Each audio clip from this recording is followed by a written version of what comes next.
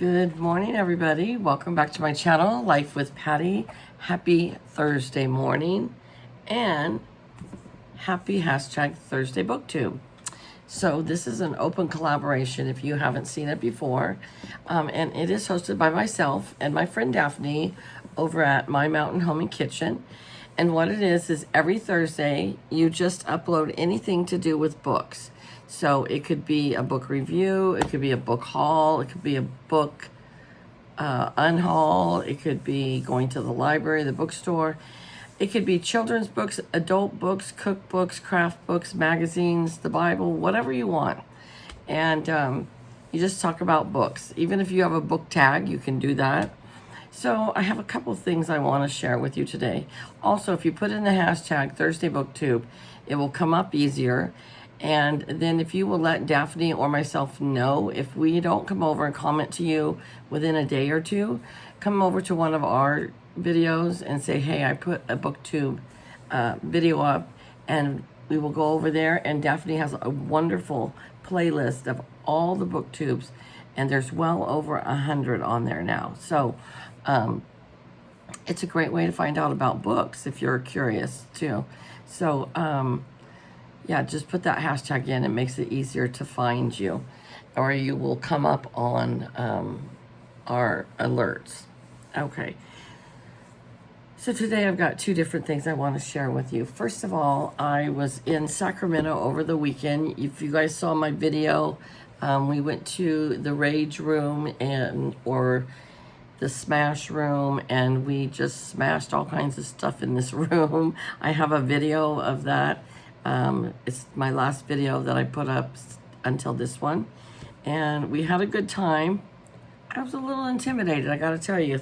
You know, plates were flying and debris was flying, and I was kind of off to the side a little bit. I did do a little smashing, but then I just filmed for the girls so that they could have fun. They are having a blast. We all had a blast, but it was a one and done for me. I don't need to go back and do that again. So I know one of my other friends says, oh, it looks like fun, I want to go do it. Okay, I don't know that I really want to go do that again. We threw axes the time before that, and that was a little bit harder, and I would say a little safer, and I would go throw axes again, but I don't know that I want to go to the Smash Room again. So anyways, after the Smash Room, we were in downtown South Sacramento, over off of Broadway, if anybody's familiar with Sacramento. And my coworker said, oh, I know this really nice little pub, and it's a bar / burger joint, and they have hamburgers and chicken burgers, and it was like pub food, you know, that they serve there. And she says they have indoor and outdoor seating, and it was a nice day. We actually got outdoor seating, but it was in a residential area off of Broadway. And so we parked right next to this house and got out and walked across the street to the restaurant. And as I get out, there's a little free library there. And I got so excited. I was like, oh my gosh, there's a free library. Well, Lilia was my driver for the day. I don't drive in Sacramento anymore. I used to, I don't anymore. And she's like, that's why I parked here. I go, you parked here because it was a great spot too. But anyways, these people had a free library, and so we looked in it. Lilia didn't find anything that was of interest to her, but I found a Danielle Steele, Blessing in Disguise. I actually didn't find it. Lilia found it. I was looking through everything, and I found another book, and then Lilia's like, there's a Danielle Steele. She pulled it out, and she's like, have you read that one? And I was like, I actually have not. So I have a new Danielle Steele book to read. But the one I had found was the Quick and Easy Dump Dinners. And honestly, I haven't even gone through it yet, so I don't know what it's about. There are no pictures. Oh, there's some pictures in the middle. But I'm just going to go through this, and I might show this at a later date with things that I pick in there. But I just wanted to share that I found these in the free library. And then as we were leaving, about 4 houses up, there was another free library. But we didn't stop. We just went on. But that was fun. And I have a customer that comes in. She's kind of a customer acquaintance little bit of a friend. I mean, we used to hang out together, but not so much anymore. And she was saying, because she was asking me how mine and my friend's free library is going. And I said, it's going great. There's 3 in our little town now. And she's like, well, Cynthia has one on our neighborhood, so I don't need to put one in. And I thought, no, put it as many as you can, because like this neighborhood had 2. So it would be fun if you're at one and you don't see anything you like and you go down 4 houses and there's another one and you look at that one. How fun would it be to have an entire neighborhood where everybody had a free library? Would that not be cool? I mean, you could just like go from one to the next to the next to the next. I mean, if I lived in town, in a house in town, I would put one up. But I live out in the country where nobody's going to stop it. You're kind of on a busy, fast-paced road out here. And so I wouldn't put one out here. But if I lived in town, and I did, I would encourage all my neighbors to put one in. All of us on the block to have one. Wouldn't that be fun? So that's the first thing I wanted to share with you. The second thing is, let's take a trip down memory lane. Now, I want you to think back to when you were a child and when did you start having a love for reading, or when did you start reading yourself, or did you have parents that read to you all the time? I had the best parents in the world, but honestly, they never read me one book in my entire life, ever. Never read me a book. And my aunt, my mom's brother's wife, she was so adamant about reading all the time. She told me, start reading to your baby when you're pregnant with the baby pregnant in you. You start reading to it then, and even after the baby comes out, every day you read to that baby. And I did that with my kids. I read to my kids, and my kids read to their kids. And it was something we did to where every night after dinner, they took their shower, they got on their pajamas, they might get to watch TV for a little bit, and then it's time to go to bed, and we go in, and they get to pick out 2 books or 3 books, and we would read children's books. And they remember that to this day. I mean, there is a big difference in age between my youngest and my oldest, but my second oldest, he was 9 years older than the youngest. So when the youngest was 5, he would be 9, 10, 11, 12, 13, 14. And we would sit on the side of the bed on the floor and read. And I remember he would come in at 14 and sit down and read and listen to me read to the youngest. So my kids always loved to read. And I think maybe because my parents never read to me, I loved it that much more when I was able to do it with my kids. I think things were different when you were born in the 60s and your parents were working and busy, and it just wasn't a priority to read in our family. That might not be all families. I remember not even owning a book until I was about 8 years old. And our neighbors across the street were having a yard sale. I went over there and I sat on the floor in the garage, and I was just reading through all the Dr. Seuss books. And my aunt said, they weren't our real aunt and uncle, but they were my brother's godparents.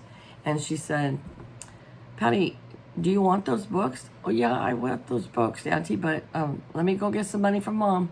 No. You take those books. And so she gave me a whole box full of Dr. Seuss books. To me, that was the biggest treasure in the world, was getting those books. And then I remember when my parents told us that we were moving up north from the Bay Area to Yuba City, where we meet now for our YouTube meetups. And I remember I was 8 years old and my parents said we were moving up here. The first thing I packed in a box was my Dr. Seuss books and labeled them Patty's books. And at 8 years old, well, all through grammar school, I was not a good reader. I'm still a very slow reader. I'm not a fast reader. I was always in the special program for reading as a child. I went to Catholic school, And so what would happen during reading is the nuns would come over and take 3 of us that we needed extra help with our reading, and we would go to the convent with them, and we would read with them for 45 minutes. And we did that. I did that my entire kindergarten we didn't have at the Catholic school. I had to go to public school, but 1st through 8th grade, I went to the convent for reading. I always did. But those Dr. Seuss books were the only books that I owned until my dad took me shopping as I was like 13, 14. And we went to the toy store, and he bought me 2 books on horses, and then he bought me a few other books, what I will share here today. They're not the original books that he bought me. So he bought me just a few other books other than my Dr. Seuss books, and that's all the books I owned my entire childhood. So when people say, oh, you don't remember this book or that book or this book from when you were a child? No, because I didn't read a lot. Now, a lot of the classics when you got into high school, I don't remember reading those, a lot of them that people said. Or they said, oh, we read that book in 6th or 7th grade at the Catholic school. We didn't read a lot of those classic books. And if there was some controversy on it, we definitely didn't read it. So I missed out on a lot of reading. And I hope to catch up one day. The first book I want to share with you that takes me down memory lane is Black Beauty. But I did not read this as a child. I did not read this until I read it with my youngest son. Not even my other 3 sons, but my youngest son. And we read it together because I homeschooled him for part of his grammar school years, 4th grade, and then 6th, 7th, and 8th. He went back to school for 5th and then back on homeschool for 6th, 7th, and 8th. But so we read this book together. And the first thing he says to me when we were all done was, Mom, why did you make me read this book? It was so sad. I don't want to ever read that book again, because he has a place in his heart for horses and the suffering that they explain in here about the horse getting old and, different stuff. But this is a book that takes me down memory lane. And like I said, I did not read this as a child. I read it with my youngest son. Another one that takes me down memory lane is Laura Ingalls Wilder. And that would be the Little House on the Prairie series. However, I did not have this whole series, and I have not read this whole series yet in my life. I have been watching a couple of booktubers that read a lot of youth books. And sometimes I'm like, what? But I can kind of see that they enjoy some of the youth. But when my dad took me on the one shopping trip for books, he bought me this book, Little House on the Prairie. Come to find out, in the series, it's book number 3. I remember reading this book and loving it. And I remember our neighbor came over, and she was in high school. She was babysitting my little brother because I was spending the night at a friend's, but I hadn't left yet, and he was already asleep in bed. And so she picked up this book, and she sat there and read it while she was babysitting my brother, and she read the whole thing. And that amazed me because I couldn't read that fast. But yeah, so this book takes me down memory lane of my childhood. Now, my goal is I want to go back and read all of these books because I have not read them. So it would be fun just to read them now. And I'm going to try to do that. I really am. So that was one book from my childhood. Did you have a lot of books at home when you were a kid, Hunt? Yeah, but I don't remember reading them.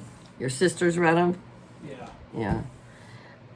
Another one that comes down memory lane, and that is for me and my kids, is The Cat in the Hat, because I was gifted this from my aunt in that big, wonderful box of books. And then I also read 10 Apples Up on Top as a child and to my kids. Love Dr. Seuss. You just can't go wrong with a lot of the Dr. Seuss books. Green Eggs and Ham by Dr. Seuss. And these were all books that were in my treasure box of books from my aunt. But they're not the original books I had, because my mom, when we outgrew something, she threw it away or she donated it. She didn't keep anything. My aunt, my real aunt, the one that told me to read to my kids from the time I was pregnant, she keeps everything. And I told my cousin, when you go through all those books that you have in the barn, if you don't want the Dr. Seuss, I want them. But she has grandkids now, so she'll keep them for her grandkids. This was another book that was in there for both me, and I read it to my kids. Sam and the Firefly, such a cute book. A Fish Out of Water. I don't think I had this book, but I bought it for my kids, and they loved it. And now my grandkids, when they come over, they like me to read these books to them. Put Me in the Zoo was one of my favorite as a kid, and it was a favorite to read to my kids, and now my grandkids. I loved A Fly Went By. One of my favorites, one of my absolute favorites of Dr. Seuss. And this one, I don't know how I came upon this book, but you see how old it is. Because I think I must have got this at like an estate auction or something, because my deceased husband, when he was alive, he loved to go to those estate sales. And I think this came in a box of books, but I gave this to my son, my second in line, to read, and he loved this book and read it over and over and over and over. I don't think you can even find this book online anymore, unless you find it on like what is that? Not the website, not Amazon or Etsy, but the older stuff. I can't remember what it's called.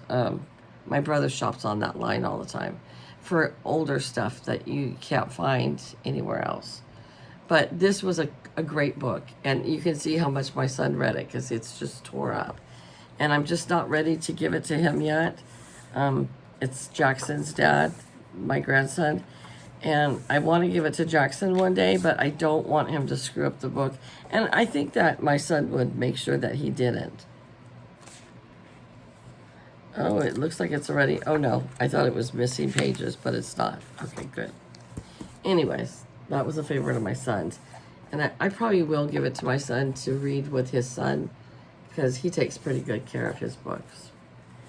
This was a book that I read to my kids over and over. The Three Little Mittens. The Three Little Kittens Have Lost Their Mittens. And then I don't remember Curious George as a child in the 60s and the 70s. I don't know if when this book was originally written, but my kids liked A Curious George. Well, it was rewritten in 1998, but let's see. I'm trying to see when the original date it was published.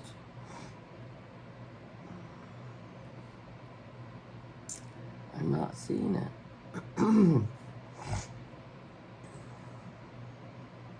It doesn't say here. Maybe this one was written in 1998, because there's a whole bunch of Curious George's books. You know, they kept coming out with more and more and more. This was a series. I think there was 4 books. 1, 2, 3, 4, yes. I thought I had all 4. I might have the other 2 somewhere, but there was Naughty George and Lucy Mouse Keeps a Secret. And then there was Henry Goes Visiting and The Adventures of Walter. I think I have the other 2. Maybe they're on the, because I was cleaning out another bookshelf. So, but these were books that my kids read. I don't think they had come out with these books yet. These were a later published book, not when I was a kid. But these were books that my kids loved to read. And